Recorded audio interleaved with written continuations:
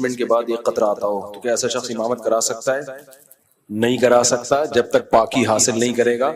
تو ایسے شخص کو چاہیے کہ وضو کرنے سے آدھا گھنٹہ پہلے پیشاب کر لے تاکہ جتنے قطرے آنے وہ آدھا گھنٹے تک نکل جائیں. اس کے بعد وضو کرنے سے پہلے کیا کرے وہ؟ اگر وہ قطرے زیادہ نکلے تو وہ جگہ دھو لے. ایک آدھ قطرہ نکلا ہو تو جگہ دھونا بھی ضروری نہیں ہے. اور زیادہ قطرے نکل گئے تو دھوئے کیسے؟ اندازے سے دھو لے کہ بھئی یہاں ہو سکتا ہے یہاں لگاؤ تو اتنا حصہ پانی میں دھو لے بس ہلکا سا. تو اندازے سے بھی دھو لے گا کافی ہے. اس میں وہم بھی بننے کی ضرورت نہیں ہے کہ پتہ نہیں یہاں لگاؤ، ہو سکتا ہے یہاں لگاؤ. تو اس میں طہارت کے مسائل میں شریعت نے آسانیاں دی ہیں. اچھا آئی لو یو شبیر ناز، وعلیکم لو یو. مفتی صاحب ہم روڈ پہ جا رہے ہیں، راستے میں قبرستان ہے تو کیا ہم جاتے ہوئے قبروں پہ لکھے نام پڑھ سکتے ہیں؟ کیا ثواب ملے گا نام پڑھ کے؟ پڑھ سکتے ہیں، اس میں کیا مسئلہ ہے، لیکن اس کا فائدہ کیا ہے؟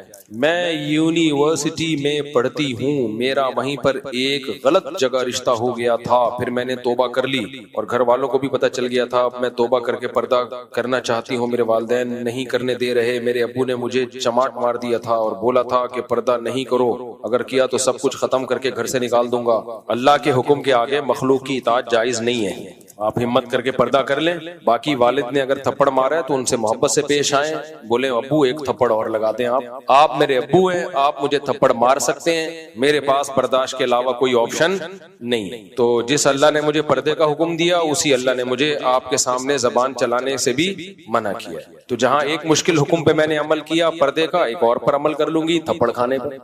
تو اس طرح سے امید ہے ابا مزید تھپڑ نہیں ماریں گے انشاءاللہ. مفتی صاحب آپ سے یہ گزارش ہے میرے لیے دعا کریں. میں جاب لیس ہوں اور میری شادی کی عمر ہے اور مجھے کئی لڑکے نہیں ملی، گھر والے لڑکی نہیں ملی، گھر والے ڈھونڈ رہے ہیں. آپ میرے لیے دعا کریں ہمارا اپنا گھر ہو جائے اور میری فیملی کے لیے بھی اور میرے بھائی کے لیے بھی، پورے خاندان کے لیے، پورے پریوار کے لیے. اللہ سب کو خوشیاں دے، برکتیں دے، اور اللہ آپ کو اچھی ملازمت بھی دلا دے، رزق حلال کشادہ نصیب کرے، اور اللہ آپ کی کسی اچھی جگہ شادی بھی کرا دے. آج سوال بہت کم آئے ہوئے ہیں، بس یہاں سے کسی نے پوچھنا ہے تو مائک ہاتھ میں لے کے پوچھ لیں. مفتی صاحب آپ سے ملاقات کرنی ہے ہم.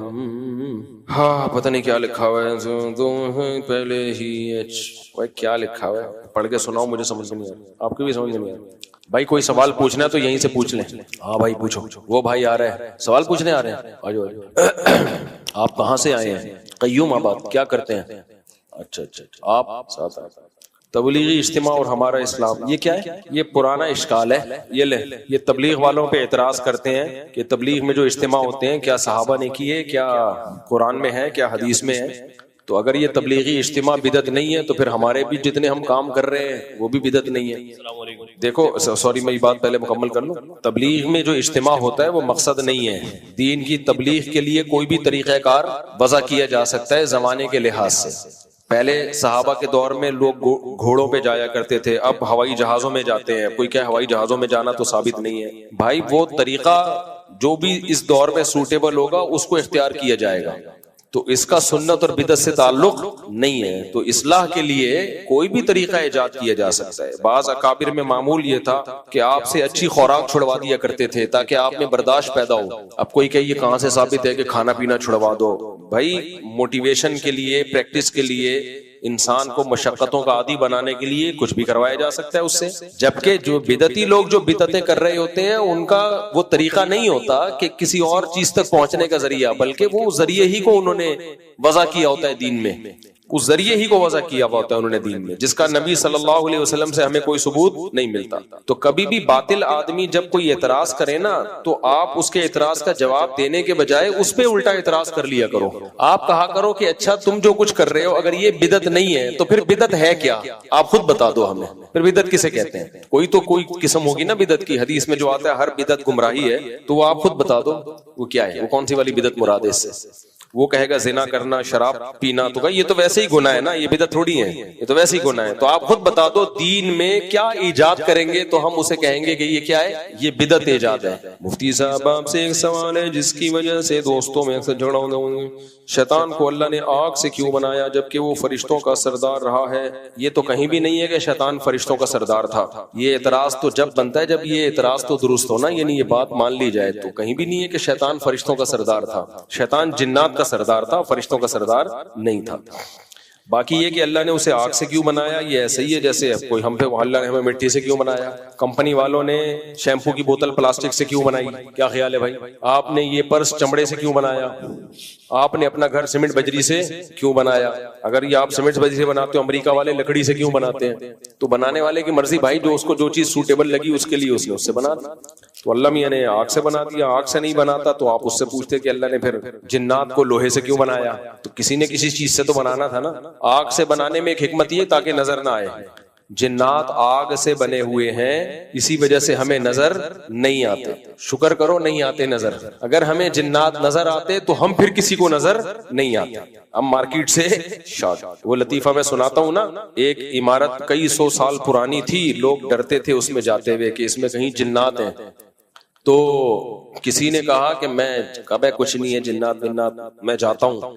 گیا، دروازہ بجایا. وہ بڑا بہادر تھا، ڈرتا نہیں تھا نا.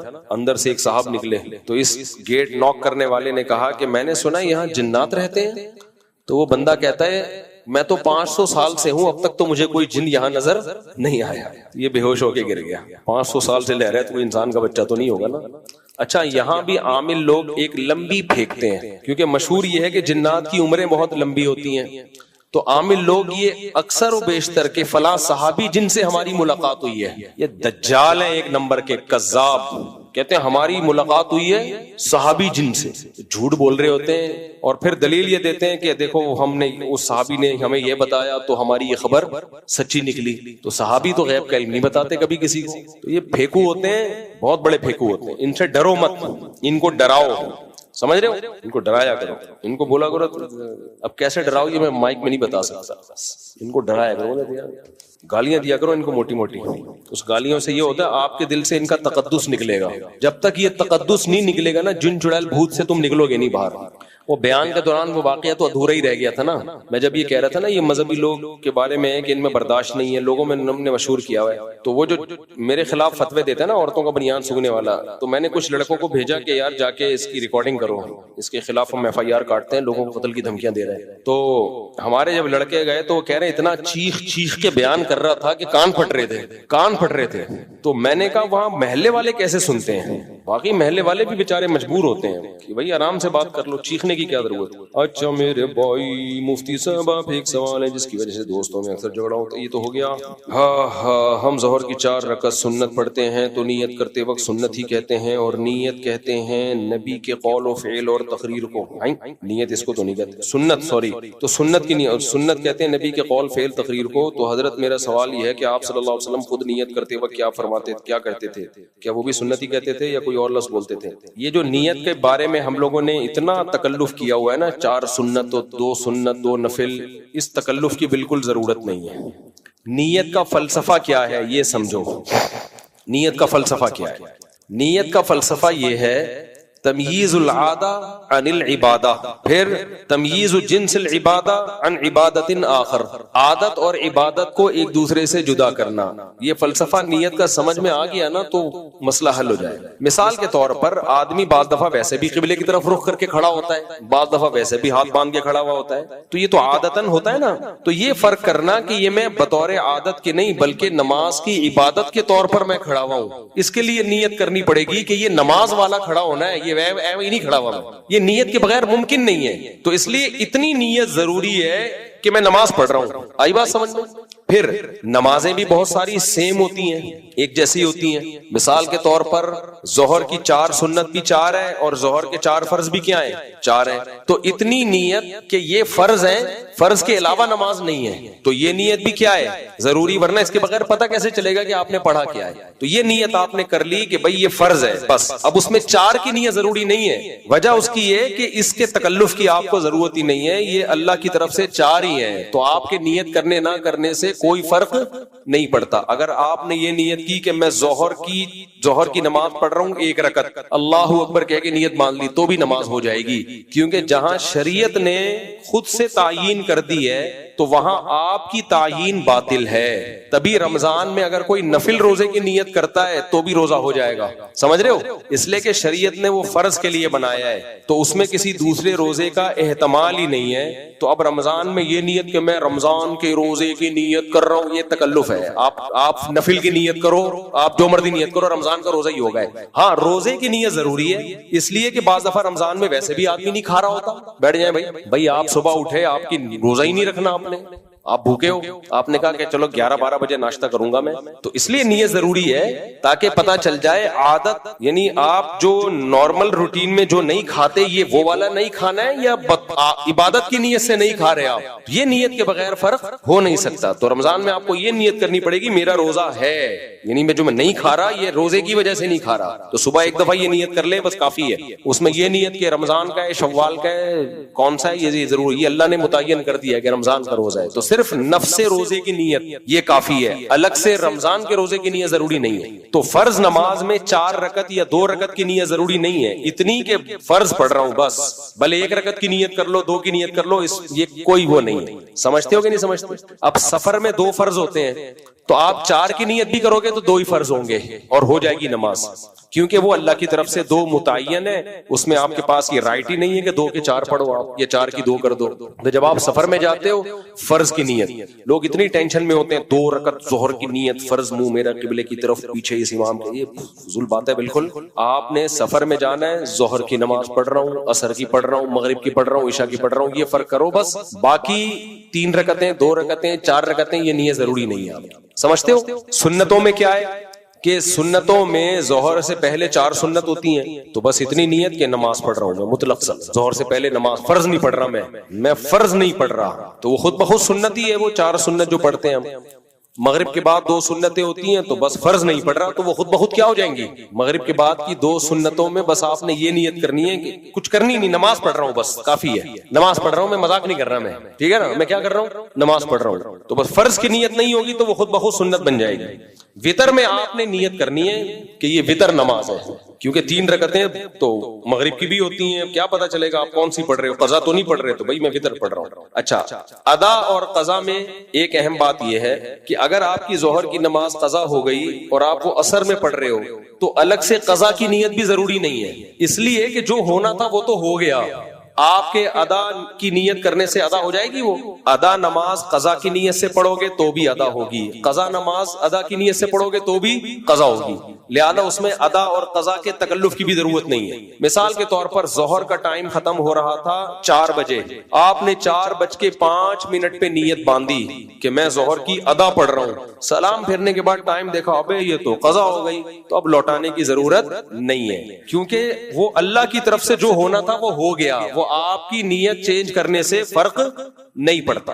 آپ یہ سمجھے کہ ظہر قضا ہو گئی ہے، 4 فرض آپ نے قضا کی نیت سے پڑھے، سلام پھیر کے دیکھا ابے نہیں بھائی ابھی تو ٹائم باقی ہے، کوئی بات نہیں، ہو گئی نماز آپ کی. سمجھتے ہو؟ وجہ کیا ہے کہ بھائی وہ اللہ کی طرف سے قضا ہوئی نہیں تھی، وہ تو ادا تھی، تو آپ 100 دفعہ قضا کی نیت کرتے رہو. آپ کے ذمہ صرف یہ تھا کہ یہ فیصلہ کر لو کہ فرض پڑھ رہے ہو یا سنتیں پڑھ رہے ہو. تو آپ نے وہ جب متعین کر دیا کہ ظہر کے فرض پڑھ رہا ہوں تو بس کافی ہے. اب وہ ادا ہے یا قضا ہے وہ کس کی طرف سے ہے؟ اللہ کی طرف سے. تو نیت اتنا مشکل گاڑا مسئلہ نہیں ہے جتنا لوگوں نے بنا لیا ہے. اور یہ کہ قبلے کی طرف میرا منہ کسی اور طرف ہوگا تو نماز ہوگی نہیں، منہ کا ہونا کدھر ضروری ہے، تو ویسے ہی اس میں یہ نیت ضروری نہیں. ہاں جماعت کی نماز اور انفرادی نماز میں بھی فرق ہوتا ہے. جماعت کی نماز کے احکام الگ ہوتے ہیں، انفرادی نماز کے احکام الگ ہوتے ہیں. تو اس لیے جماعت سے اگر پڑھ رہے ہو تو جماعت کی نیت کرنی پڑے گی، لیکن وہ ہوتی ہے آلریڈی پہلے سے. جب صف میں آ کے کھڑے ہوئے ہو یوں کر کے نیت باندھ رہے ہو تو کیا کرنے آئے ہو؟ یہاں پہ اکیلے پڑھنی تھی تو وہیں پڑھ لیتا نا وضو خانے میں. تو اس لیے اس میں بھی زیادہ ٹینشن لینے کی ضرورت نہیں ہے. تو نیت کا مسئلے کو لوگوں نے بہت زیادہ پیچیدہ بنا دیا، گھنٹوں نیتیں یاد کر رہے ہوتے ہیں بیٹھ کے. اتنی مشکل نماز نہیں ہے جتنی مشکل نیت ہے. الٹا کام کرنے سے پہلے کوئی نیت نہیں کریں گے. میں نیت کرتا ہوں گٹکا کھانے کی، وہ کھائے چلے جا رہے ہیں. میں نیت کرتا ہوں سگریٹ پینے کی، پیے چلے جا رہے ہیں. اچھا کام ہوگا تو آدھا گھنٹہ نیت میں برباد کر دے گا، کبھی کام ہی نہیں ہو پاتا. پاکستان کی ایک عظیم دینی درسگاہ جامعہ حقانیہ کوڑا خٹک میں خودکش دھماکہ ہوا ہے جس میں کئی نمازی شہید اور زخمی ہوئے. مولانا سمیع الحق صاحب کے صاحبزادے مولانا حامد الحق صاحب بھی جام شہادت نوش فرما گئے. دل سے دعا ہے اللہ تعالیٰ ان کی مغفرت کرے, ان کے درجات بلند کرے, اور جو طلبہ بھی شہید ہوئے اللہ ان کے بھی درجات بلند کرے, ان کے لواحقین کو اللہ صبر جمیل کی توفیق دے, جو زخمی ہوئے اللہ ان کو جلد سے جلد صحت عطا فرمائے, اور جو لوگ بھی اس قسم کی کارروائیوں میں ملوث ہیں اللہ ان کو ہدایت دے, ہدایت کے قابل نہیں ہے اللہ ان کو تباہ و برباد کرے. یہ جتنے دہشت گرد ہیں سارے غیر مسلم ممالک ان کی دہشت گردی سے محفوظ ہیں. یہ ساری ایکٹیویٹیز مسلمان کنٹریز میں ہی کرتے ہیں یہ لوگ جہاں مسلمان رہتے ہیں. تو اللہ ان دہشت گردوں سے ہمارے ملک کو جلد سے جلد نجات عطا فرمائے. کب ہے جلدی آ جاؤ یار. دلہن کا نام شگفتہ ولدیت غلام قادر شاہانی, دلہن کے وکیل کیا نام ہے بھائی؟ عبد القدیر. کہاں ہیں؟ آپ نے اجازت دی کہ میں 50,000 روپے مہر میں محمد حارث ولد طارق حسن ان سے نکاح کروں شگفتہ بنت غلام قادر شاہانی کا. ٹھیک ہے اجازت ہے. کہاں ہیں دولہا؟ جلدی جلدی. الحمدللہ نحمده ونصلی علی رسولہ الکریم اما بعد فاعوذ باللہ من الشیطان الرجیم بسم اللہ الرحمن الرحیم یا ایھا الناس اتقوا ربکم الذی خلقکم من نفس واحدہ وخلق منها زوجها وبث منهما رجالا كثيرا ونساء واتقوا الله الذي تساءلون به والأرحام إن الله كان عليكم رقيبا. وقال تعالى يا أيها الذين آمنوا اتقوا الله وقولوا قولا سديدا يصلح لكم أعمالكم ويغفر لكم ذنوبكم ومن يطع الله ورسوله فقد فاز فوزا عظيما. وقال النبي صلى الله عليه وسلم النكاح من سنتي وقال فمن رغب عن سنتي فليس مني. وقال النبي صلى الله عليه وسلم تزوجوا الودود الولود فإني مباهي بكم الأمم. وقال النبي صلى الله عليه وسلم تزوجوا ولا تكونوا كرهبان النصارى. جناب محمد حارث ول طارق حسن میں نے آپ کا نکاح 50,000 روپے مہر میں شگفتہ بنت غلام قادر شاہانی سے کیا. آپ نے اس نکاح کو قبول کیا؟ جزاک اللہ. دعا کریں اللہ تعالیٰ برکت دے, دولہا کو اللہ صحت بھی دے اور اللہ تعالیٰ کامیاب زندگی عطا فرمائے. صحت ہے ماشاءاللہ, مذاق کر رہا ہوں. ایئر فورس میں اور پھر تو بھائی پائلٹ ہے. پائلٹ بننا آسان ہے, شادی کرے گا پتہ چلے گا تیرا کتنا بڑا پائلٹ تھا. وہ چوہے والا لطیفہ سنا ہے نا, شیر کی شادی میں چوہا آیا تھا ناچ رہا تھا, شیر کو غصہ آیا تو کیا کر رہا ہے, اس نے کہا پہلے میں بھی شیر ہی تھا, جب شادی ہوئی ہے تو پھر زیادہ باتیں مت کر, پہلے میں بھی کیا تھا, شیر تھا. خیر مذاق کر رہا ہوں یار. الحمدللہ رب العالمین والعاقبۃ للمتقین والصلاۃ والسلام علی رسول الکریم وعلی آلہ وصحبہ اجمعین. اے اللہ اس نکاح کو اپنے دربار میں قبول فرما, اس نکاح کی برکتیں میاں بیوی کو تا دم حیات کامل طور پہ نصیب فرما. آپس کے اختلاف و انتشار سے, لڑائی جھگڑوں سے, ہر قسم کے شر فساد سے اللہ ان دونوں کی ہمیشہ کے لیے حفاظت فرما. اے اللہ اس نکاح کو دونوں کے خاندانوں میں جوڑ کا محبتوں کا ذریعہ بنا, ہر طرح کی برکتیں نصیب فرما, ہر طرح کی بے برکتیوں سے اللہ ان کی حفاظت فرما. ربنا آتنا فی الدنیا حسنۃ وفی الآخرۃ حسنۃ وقنا عذاب النار. صلی اللہ تعالی علی خیر خلقہ محمد وعلی آلہ وصحبہ اجمعین. اللہ تعالیٰ بہت مبارک کرے. کوئی آخری سوال رہ گیا ہو تو بس کہنے, پھر چلتے ہیں چھٹی, بیٹھ کے پوچھ لیں. جی السلام علیکم مفتی صاحب, یہ جو ڈفرینٹ قسم کی جو برانڈس کی پرفیوم یوز کر رہے ہوتے ہیں, کیا برانڈس کے پرفیوم یوز کر رہے ہوتے ہیں, تو یہ ہمیں اس پہ لکھا ہوا بھی ہوتا ہے کہ الکوہولک ہے یا نہیں ہے, تو کیا اس میں نماز؟ ہاں الکوہولک پرفیوم کا استعمال جائز ہے, اس میں نماز ہو جاتی ہے. الکوہل پاک چیز نہیں ہے. ہاں ہو جائے. ہاں تراویح کے بعد ہمارے جو درس قرآن میں ہم پڑھتے ہیں وہ بھی دہرایا جائے گا انشاءاللہ, لیکچر ہوں گے اس کے. جی السلام علیکم. وعلیکم السلام. سر وہ بیعت کے بارے میں پوچھنا تھا سر. آپ جی بیعت کا سر پوچھنا تھا. بینک بیعت ابھی میں نے شروع نہیں کی ہے بیعت کا. نہیں آپ کے؟ ہاں میں نہیں کرتا. اچھا جب کریں گے تو بتا دیں گے انشاءاللہ. ٹھیک ہے شکریہ. ہاں جی وہ کچھ پوچھنے کافی دیر سے. وہ بھائی السلام علیکم. وعلیکم السلام. صاحب میرا سوال یہ ہے, میں پچھلے سال فار ایگزامپل 29 رمضان کو صاحب نصاب ہوا اور اس سال 29 رمضان کو مجھے زکوٰۃ دینی ہے. اب ایک سال پورا ہونے پہ مال کی زکوٰۃ دینی ہوتی ہے. اب 25 رمضان کو فار ایگزامپل میرے پاس ایک اماؤنٹ آ جاتی ہے, تو کیا میں اس پہ بھی پورا ایک سال گزرواؤں گا یا اس کو شامل اس کو بھی دینی ہے؟ 29 رمضان کو آپ زکوٰۃ نکالتے ہیں, اگر 28 کو بھی اماؤنٹ آ گئی نا اور 29 تک رہی تو اس پوری اماؤنٹ پہ دینی پڑے گی. اور اگر 29 سے پہلے ایک دن پہلے خرچ ہو گئی تو 29 کو نہیں دینی پڑے گی اس میں. السلام علیکم. وعلیکم السلام. مفتی صاحب میں ایک ایسے ادارے میں جاب کرتا ہوں کہ جہاں پر مجھے رمضان المبارک میں تراویح پڑھانے کے لیے چھٹی چاہیے ہوتی ہے, کیونکہ جاب کی ٹائمنگ بہت لمبی ہے, تو چھٹی بغیر رشوت کے ملتی نہیں ہے. تو میں اگر رشوت نہیں دیتا تو چھٹی نہیں ملتی, اور اگر رشوت دے کے چھٹی لے کے تراویح پڑھاؤں تو اس کے بارے میں کیا خیال؟ گورنمنٹ ادارہ ہے جی تو چھٹی آپ کا حق ہے چھٹی لینا, جی بالکل قانونی حق ہے. جی, سال میں اگر 40 دن چھٹی لے سکتے ہیں. ہاں اگر قانونی حق ہے اور وہ رشوت لیے بغیر نہیں دے رہے تو پھر آپ رشوت دے کے لے سکتے ہیں. ایسی صورت میں رشوت لینے والے کو گناہ ہوگا. جی جی جی جی جی چلے پوچھنے دیں, چلیں چلیں. السلام علیکم. وعلیکم السلام. مائک قریب کریں. جی جی السلام علیکم مفتی صاحب. وعلیکم السلام. مفتی طارق مسعود صاحب. مفتی صاحب میں کیا نام ہے ہیلتھ ڈپارٹمنٹ کے ادارے میں ہوتا ہوں, ریڈیولوجی میں ہوتا ہوں. آپ سے مختلف قسم کے 2 سوال ہیں. تو جیسے کہ ہمیں بتائیں, پہلے میں اپنے ڈپارٹمنٹ کے حوالے سے سوال کروں کہ میں ریڈیولوجسٹ ہوں, ایکس رے ٹیکنیشین ہوں اپنے ڈپارٹمنٹ. تھوڑا قریب کر لینا. جی جی جی تو ایکس رے ٹیکنیشین ہوں. تو ہمارے پاس جو الٹرا ساؤنڈ روم میں جو ہے نا کیا نام ہے پیشنٹ آتے ہیں فیمیل کے لیے. اچھا, فیمیل جو پیشنٹ ہوتے ہیں وہ ظاہر سی بات ہے میں نے بھی تھوڑی تحقیق کری ہے کہ الٹرا ساؤنڈ فیمیل جو ہے مرد کر سکتا ہے, وہ اپنی جگہ ٹھیک ہے. بٹ کیا نام ہے پیشنٹ جو ہے نا, اچھا پہلی بات یہ کیا پیر خانہ کعبہ کی طرف رکھ کے, پیر اگر خانہ کعبہ کی طرف ہو اس میں کیا نام ہے پوزیٹیو ہے ریئیکشن یا نیگیٹو ہے؟ پہلے آپ سے یہی سوال کرنا ہے. اگر انسان جب لیٹتا ہے اس کے خانہ کعبہ کی طرف پیر ہونے چاہیے, ضرورت ہے یا نہیں؟ میں آپ سے یہ یعنی کہ جب بیٹ ہے نا ہمارے کیا نام ہے الٹرا ساؤنڈ کا, تو اس کا رخ جو ہے نا ہوتا ہے کیا نام ہے خانہ کعبہ کی طرف. ابھی میں وہاں پہ چھوڑ یعنی کہ یہ سمجھے کہ چھوٹا ملازم ہوں, تو اگر میں وہاں پہ درخواست دوں تو کسی حساب سے دوں, ادھر جو بیت الخلا بنے ہوئے واش روم وغیرہ وہ بھی خانہ کعبہ کی طرف رک کر کے بنے. تو اس مطابق آپ سے رائے یہ لینی ہے کہ میں اپنے ڈپارٹمنٹ والوں کو یا اوپر گورنمنٹ کو کیسے اطلاع دوں.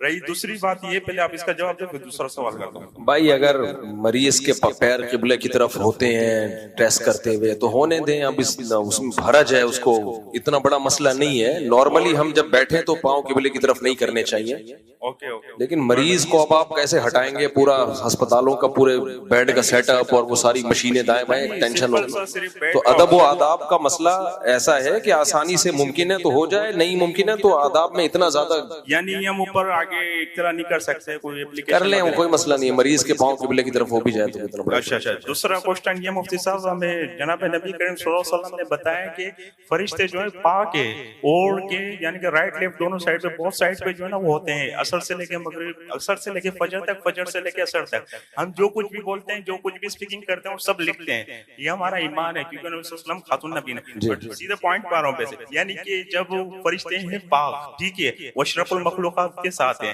تو جب ہم بیت الخلا میں جاتے ہیں, جو آج کے جو نوجوان ہیں جو یہ سمجھے کہ موبائل کے بغیر تو بیت الخلا میں جا نہیں سکتے, بٹ سیدھا یہ کہ جب موبائل میں جاتے ہیں تو اکثر ایسا ہوتا ہے کہ کال وغیرہ آ جاتی ہے, ان کو فون آ جاتے ہیں, یہ بات وغیرہ کرتے ہیں. تو جب ہم ان سے اسپیکنگ کرتے ہیں, بات کرتے ہیں یا کچھ بھی بولتے ہیں یا فلاں تھوڑی بات کریے, 5 منٹ بات کریے, آج کے ٹائم میں جو ہے نا تو عاشق لوگ تو کافی ہیں اس میں فون پہ لگے ہوتے ہیں واش روم. تو آپ سے کوشچن یہ, جب فرشتے پاک ہیں تو جو کیا نام ہے باتھ روم میں جو بھی بات ہوتی ہے تو فرشتے کاؤنٹ کیسے کرتے ہوں گے؟ دیکھو فرشتے اگر باتھ روم میں نہ جائیں تو کوئی بات نہیں ہے. اللہ نے ہمارے اعمال کی حفاظت کا انتظام فرشتوں کے علاوہ بھی رکھا ہوا ہے, ٹھیک ہے نا. فرشتے یہ تو حقیقت ہے بدبو والی جگہوں پہ نہیں جاتے, تو پلیز انٹرفیئر نہیں کریں. تو اللہ خود بھی تو نوٹ کر رہا ہے نا سب چیزیں. اچھا مفتی صاحب, دوسری بات یہ کہ میں ابھی حیدرآباد سے آیا ہوں, حیدرآباد میں جامشور والے سائڈ سے. ماشاءاللہ سے کافی کچھ پرابلم تھی, یہ سیدھی بات ہے, زندگی سے ایک ہی شکایت ہے, آپ ملو کافی دیر سے ملو, لیکن اللہ بہتر کرے گا, ہدایت کرا. تو دوسری بات یہ آپ سے ملاقات کرنا چاہتا ہوں کے حوالے سے. چلیں پھر بتاؤں گا آپ کو, ٹھیک ہے, جزاک اللہ. مفتی صاحب میں فرائیڈے والے دن, اچھا ابھی تو مائک کسی اور کو پکڑائے نا, آپ میرے کو وعدہ کریں کہ آپ نیکسٹ ٹائم ملاقات. ہاں ٹھیک ہے, ٹھیک ہے, انشاءاللہ انشاءاللہ. صحیح. السلام علیکم. وعلیکم السلام. بیٹی کو دینے کے لیے زیور کچھ خریدا تھا, اس کی زکوٰۃ پابندی سے دی ہے. بچی کو دینے کے لیے زیور خریدا تھا تو اس کی زکوٰۃ آپ دیں, پابندی سے. ابھی تو آپ کی ملکیت میں ہے نا. جی, اب اس کا نکاح کر دیا, انشاءاللہ بقرعید کے بعد رخصتی ہے. اب زکوٰۃ کی کیا صورت ہوگی؟ جب تک اس کو ہینڈ اوور نہیں کیا, آپ مالک ہیں تو آپ نے زکوٰۃ دینی ہے. جب اس کو ہینڈ اوور کر دیا تو بچی کو چاہیے جس دن اس کو سونا ملا اسلامی تاریخ یاد رکھ لے, وہ لکھ لے, اور ہر سال پھر وہ اسی اسلامی تاریخ پہ زکوٰۃ نکالے. یعنی رخصتی سے پہلے پھر میں ہی دوں گا. اس کا رخصتی سے تعلق نہیں ہے, اگر اس کو دے دیں, اس کے قبضے میں دے دیں, پھر لے کے رکھ لیں بے شک, تو پھر اس پر آپ پر زکوٰۃ نہیں ہے. ٹھیک ہے, چلے بھائی میں آج بہت تھکا ہوا ہوں یار.